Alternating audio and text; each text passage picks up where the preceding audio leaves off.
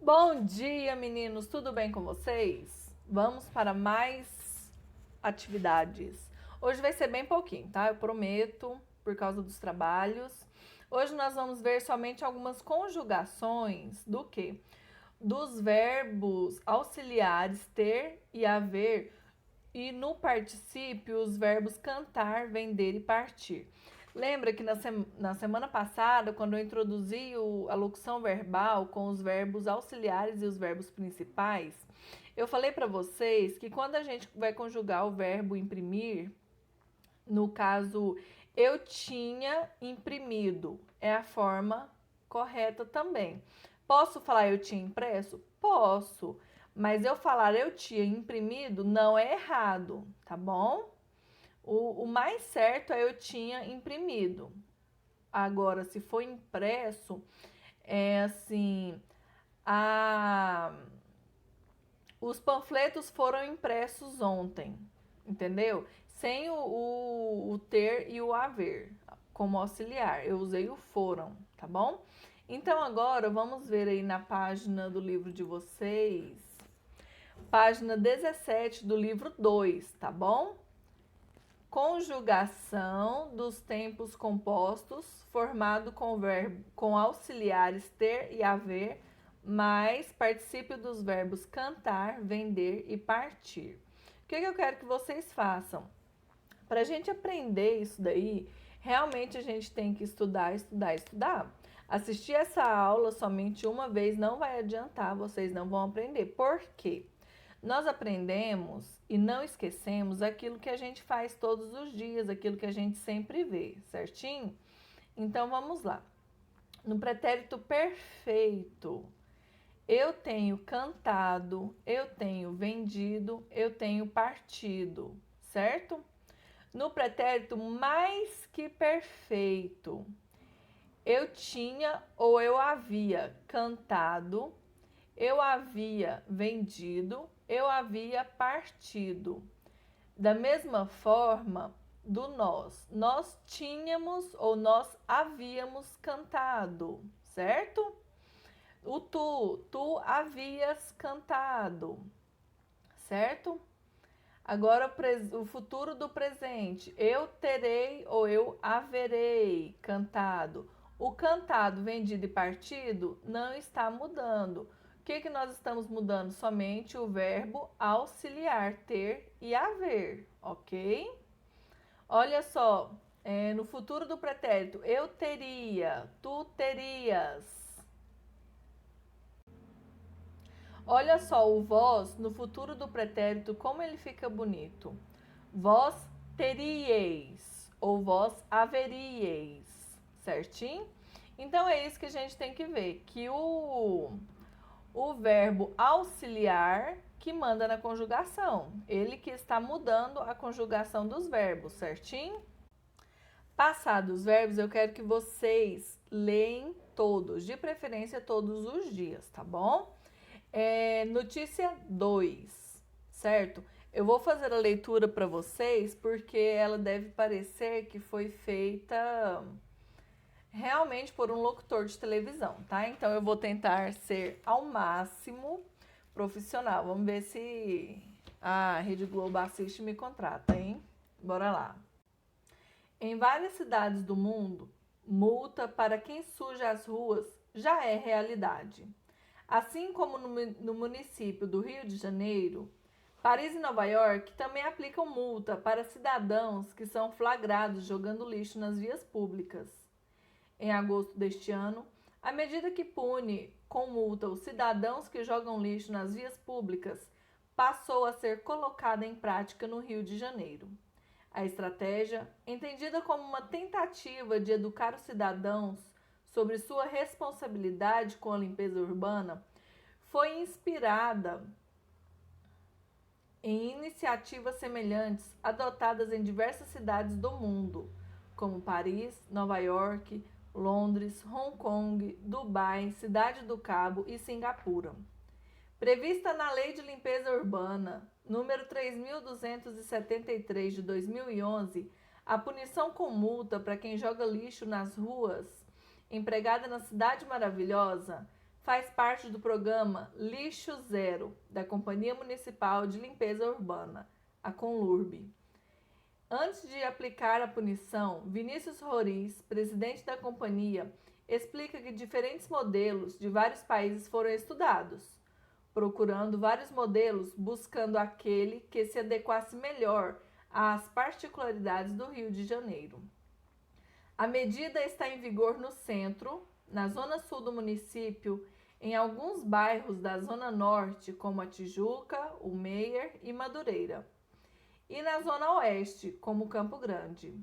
O programa prevê multas que vão de R$ 98,00 a R$ 3.000, dependendo do volume de lixo descartado em via pública. Para identificar infratores, a Conlurb conta com a atuação de um trio, formado por um agente de limpeza urbana, um guarda municipal e um policial militar. Ao longo dos meses, a presença do policial militar tem sido reduzida, segundo Roriz, devido ao baixo índice de problemas de desacato que não possam ser superados pela Guarda Municipal. A fiscalização do trio que está atuando no Rio se diferencia dos modelos internacionais, que normalmente disponibiliza um profissional para cumprir as tarefas de supervisionar e multar infratores. Em Londres, a inspeção para o cumprimento da lei é realizada por um fiscal, responsável especificamente por essa questão. Em Nova York e Paris, as funções são competência dos agentes da empresa responsável pela limpeza urbana da cidade. Em Singapura, famosa por sua rigidez, quanto à limpeza urbana, as autoridades que as multas ficam à paisana para não serem identificadas, dando a sensação de constante vigilância aos cidadãos. O valor das multas aplicado no Rio foi definido em 2011, ano em que a lei foi aprovada. No entanto, Roriz afirma que antes da aplicação dessa medida foi feito um estudo comparativo para ver se os valores seguiam um padrão internacional. Comparamos com outros países e vimos que os valores estão razoavelmente próximos. Comparando fatores como o salário, estamos bem alinhados, afirma. Em Paris, a multa mais baixa cobrada para quem joga pequenas quantidades de lixo nas ruas é de cerca de R$ 110,00, mesmo valor médio cobrado na cidade do Cabo e Nova York. As multas mais altas são cobradas em Singapura. O valor mínimo cobrado do infrator que joga lixo nas ruas da cidade-estado asiática é de cerca de R$ 600,00, podendo atingir o valor máximo de cerca de R$ 10.500. Após o Rio de Janeiro iniciar a aplicação de multas para quem sujar as ruas do município, outras cidades do país manifestaram interesse em aplicar programas parecidos. O presidente da Conlurb conta que já recebeu a visita de secretários de cidades como Olinda, no Recife, Maringá, no Paraná, e diz ter lido sobre o interesse de diversas outras cidades, como São Paulo, Manaus e Porto Alegre. Roriz explica que o próximo passo do programa Lixo Zero é trabalhar as blitzes, que irão circular pelo município realizando fiscalizações sem aviso prévio. A blitz terá um grupo de agentes com transporte e logística preparada para ir a qualquer bairro, até mesmo aqueles que não têm ocupação permanente, explica. O presidente afirma ainda que o objetivo da Conlurb com esse projeto é de educar a população para que futuramente não seja necessário cobrar multas por comportamento inadequado. Essa notícia é da Globo Ecologia, certo? Tem o site que foi realizada a pesquisa e o acesso. Essa matéria é de 2013, porém foi acessada em 2014, certo? Vamos lá então para algumas dúvidas. Blitz. Batida policial sem aviso, geralmente formada por grande número de policiais. Blitzes, no plural de Blitz, em alemão, tá? Logística, organização e gerenciamento de algumas atividades para que ela possa ser executada com sucesso. Com essa notícia, gente, eu quero que vocês observem o quê? Que ao dar a notícia para vocês, ao transmitir a notícia, Em momento algum eu expressei o quê? Espanto, indignação ou concordância, certo? Em momento algum vocês puderam observar eu mudando a entonação de voz para reprimir, para reprovar ou para aprovar algum tipo de decisão tomada nessa notícia, certo? Outra coisa também que a gente deve reparar são a afeição do rosto das pessoas, que muitas vezes muda quando eu vou dar uma notícia que eu não concordo ou que eu concordo. Um exemplo do que eu estou falando, eu vou ler um trechinho novamente para vocês agora, mudando a feição do meu rosto, certo? Assim como no município do Rio de Janeiro, Paris e Nova York também aplicam multa para cidadãos que são flagrados jogando lixo nas vias públicas. Em agosto deste ano, a medida que pune com multa os cidadãos que jogam lixo nas vias públicas passou a ser colocada em prática no Rio de Janeiro. O que vocês puderam observar? Eu não mudei o tom de voz, porém eu mudei a feição, né? Eu meio que me espantei quando eu li sobre a multa para quem joga no lixo, no chão. Não que eu seja contra, na verdade sou muito a favor, porque é falta de educação, né? Jogar lixinho na rua. Não custa nada a gente carregar o lixo até chegar em casa e jogar na lixeira. Ou algum lugar que tenha lixeira, né? Mas enfim. Depois vocês vão responder as questões logo após o texto, na página 19, certo? Qual o assunto dessa notícia? A quem essa notícia pode interessar e por quê? Quando essa notícia foi publicada e quando as multas começaram a ser aplicadas? Por quem são aplicadas as multas? Página 20 continua. Onde o fato noticiado aconteceu? Por que a aplicação dessa multa foi implantada? Depois vocês vão transcrever o título da notícia e responder as questões sobre ele. Como assim? Na letra A e B, tá perguntando sobre o título, tá bom? Número 9, 10, 11, 12, 13, 14 até a 19. Tudo sobre esse texto. Então é só interpretação de texto, tá muito fácil mesmo, tá bom? Vamos lá, em espanhol eu vou ler um texto para vocês, vou lê-lo em espanhol. Lembra que nós estávamos falando de animais também? Então eu vou ler esse texto, vamos fazer interpretação de texto. E vou passar as perguntas para vocês copiarem no caderno. O que acontece? Eu vou ler o texto em espanhol e em português. E enquanto eu leio, vocês vão tentando responder as atividades no caderno, tá? Porque eu não vou mandar o texto para vocês copiarem, porque já tem muita coisa para vocês fazerem, ok?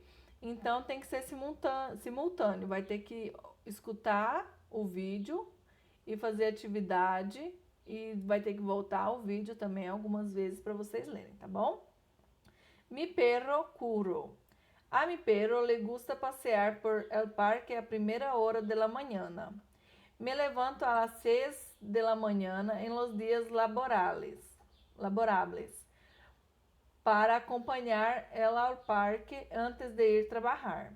Sempre me espera sentado na porta de minha habitação, com grande paciência, aguardando a que me levante. Quando chegamos ao parque, costumo aquietar-lhe la correria para que pueda correr livremente, já que essas horas não há ninguém, nadie nem a quem puede molestar. E se pone muito contento e durante el rato se dedica a explorar el parque com grande curiosidade. Transcurrido um quarto de hora, regresa ao banco donde eu aguardo sentado e entonces jugamos um rato com la pelota. Eu se la lanzo en el y él me la devuelve. Después regressamos a casa e eu marco a trabalhar. E ele se queda feliz, tumbado em seu colchão. Agora eu vou ler a tradução para vocês, tá bom? Se bem que é facinho, dá para acompanhar. Meu cachorro Curro gosta de passear no parque logo pela manhã. Levanto-me às 6 da manhã durante a semana para acompanhá-lo ao parque antes de ir trabalhar. Ele sempre me espera sentado na porta do meu quarto com grande paciência, esperando eu me levantar. Quando chegamos ao parque, geralmente tiro a coleira para que ele possa correr livremente, já que nessas ocasiões não há ninguém para incomodar. Ele está muito feliz e por um tempo se dedica a explorar o parque com grande curiosidade. Depois de 15 minutos, ele volta ao banco onde eu estou sentado, esperando por ele, e depois brincamos com a bola por um tempo. Eu a jogo e ele devolve. Então vamos para casa e eu vou trabalhar. E ele está feliz deitado em seu colchão. Então, meninos, espanhol é isso. São 5 questões para responderem de acordo com o texto que eu li para vocês.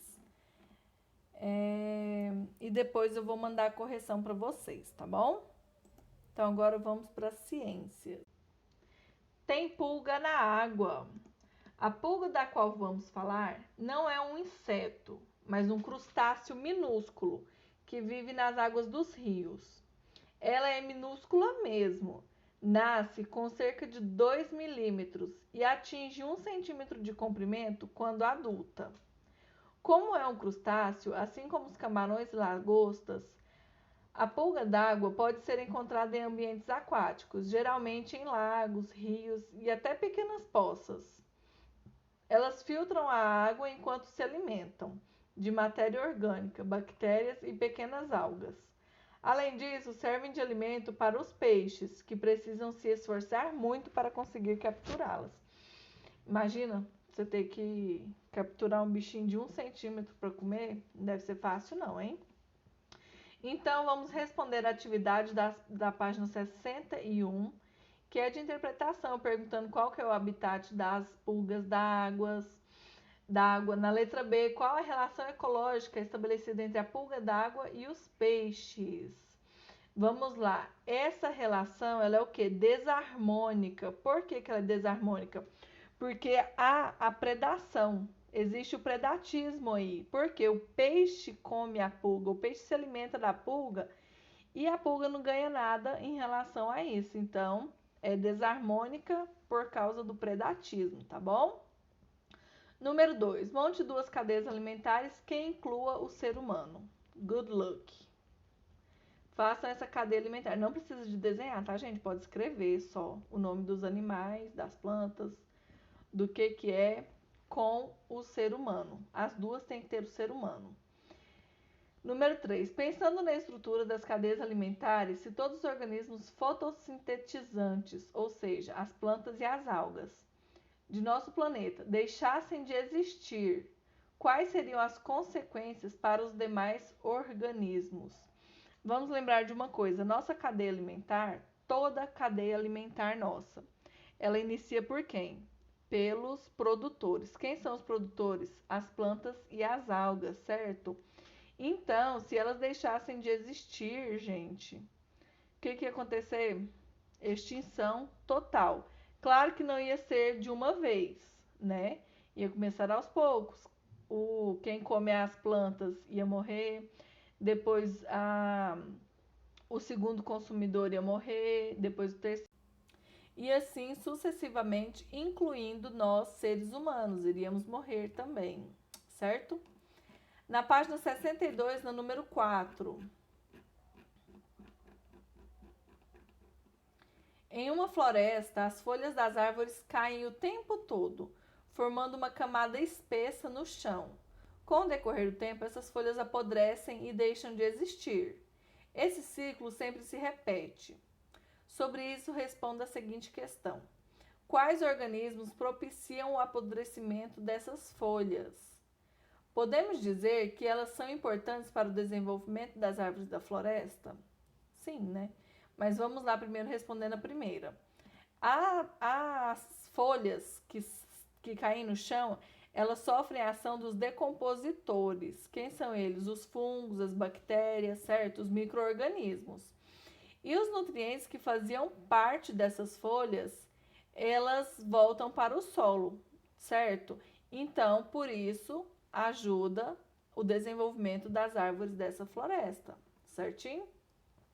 Número 5. Leia o texto e faça o que se pede. Vou ler o textinho para vocês. Senhor Fernando tem uma fazenda ecológica em que planta verduras, além de criar coelhos e peixes. Uma parte dessas verduras é comercializada e a outra é usada para a alimentação dos coelhos, cuja carne é vendida para a vizinhança. Em alguns canteiros, criam-se naturalmente caramujos que se alimentam dos vegetais. Diariamente, os caramujos são jogados nos tanques para alimentar os peixes, mas o senhor Fernando está preocupado, pois surgiram algumas aves, como gaviões, que vêm se alimentando dos peixes. Letra A. Esquematize a cadeia alimentar no qual o gavião faz parte. Então, seguindo esse textinho da história do senhor Fernando, obviamente nós vamos começar pelas verduras, tá bom? Pelo vegetal. E depois, sucessivamente, lembrando que o gavião tem que fazer parte dessa cadeia alimentar, ok? Letra B. Na cadeia alimentar da qual o gavião faz parte, quais seres vivos representam o produtor e o consumidor primário? Ou seja, o produtor são sempre quem? Os vegetais, né? As folhas. E o consumidor primário é sempre quem come essas folhas, ok? Letra C. Quais são, provavelmente, os seres decompositores nesse ambiente? Além de eu ler, eu falei para vocês quem são os decompositores, né? Letra D. O que aconteceria a esse ecossistema se os seres decompositores não existissem? Então, eu quero que vocês pensem aí o que ia acontecer com esse ecossistema se os decompositores não existissem, tá bom? Número 6. Na época da reprodução, os machos de muitas espécies de aves exibem sua plumagem e o seu canto para atrair as fêmeas, travando assim uma verdadeira disputa. As fêmeas escolherão um macho com o melhor canto e plumagem, por isso, pode significar que terão filhotes mais fortes, que poderão garantir a sobrevivência da espécie. Essa pode ser considerada uma estratégia reprodutiva das espécies? Justifique sua resposta. Então, eu quero, meninos, que vocês respondam somente até a página 62, a número 6, tá bom? A 7, a 8, a 9, a 10, a 11, a 12, a gente faz depois, tá joia? Então, tchau, tchau, até mais.